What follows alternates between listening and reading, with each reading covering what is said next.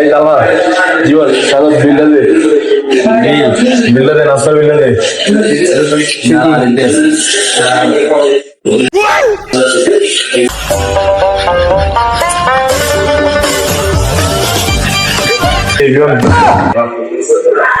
কোনো টাকা হইলো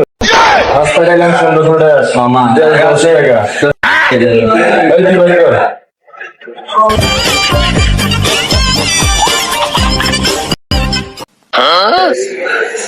নাস্তা খাইলাম 1500 টাকা 20 টাকা ওদের 10 টাকা 8 টাকা দিব আমার কাছে আপনার